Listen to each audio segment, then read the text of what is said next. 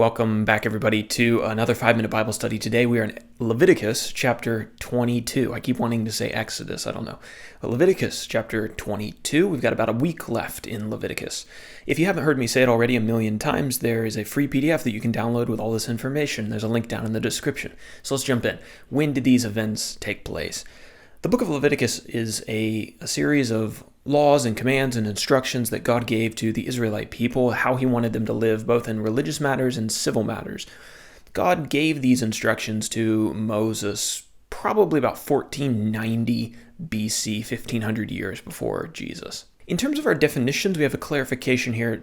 We're going to talk about holy food, right? Holy food. Certain portions of the Israelite sacrifices were given to the priests for food.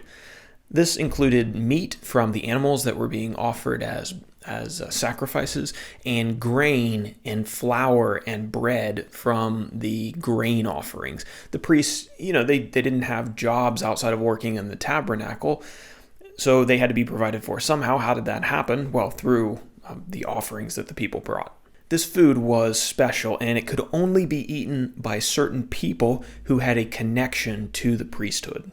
Turning over to page number 2 and looking at our rather shorter than usual outline today, in our first section we're going to go into more depth about this holy food, verses 1 through 16.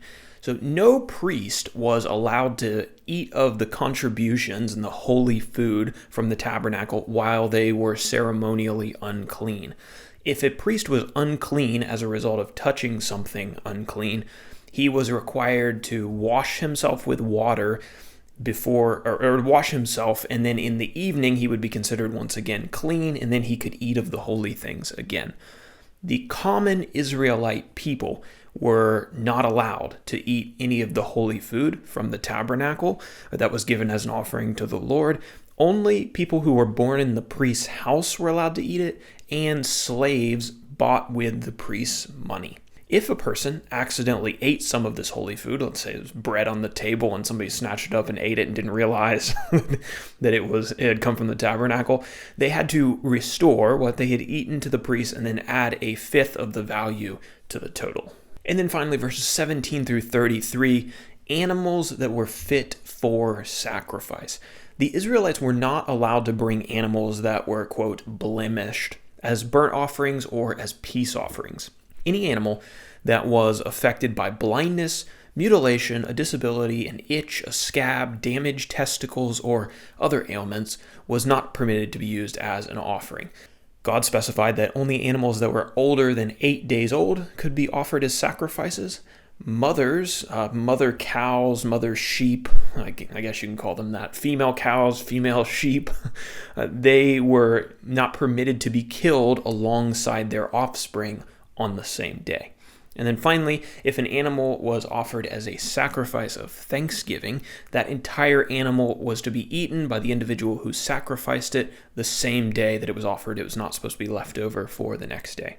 Now, as we finish up, let's talk about our application. God expects more than our leftovers. God did not accept offerings from the leftover animals of the Israelites' flocks. It would have been no real sacrifice, no real offering, no real worship for an Israelite to offer some blemished, damaged, good-for-nothing animal to the Lord, and it certainly wouldn't have been a blessing to the priests who served the Lord and served the people in the holy things.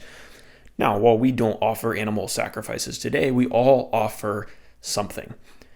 Do we give God the best of our time, our money, our brain power, our physical energy, our attention, our affection, and our service? That's the question for us. We don't want to offer God the leftovers of all of those things after we've nearly exhausted them on selfish and worldly pursuits. God deserves the best of us, and his kingdom is the best place to expend the balance of those resources.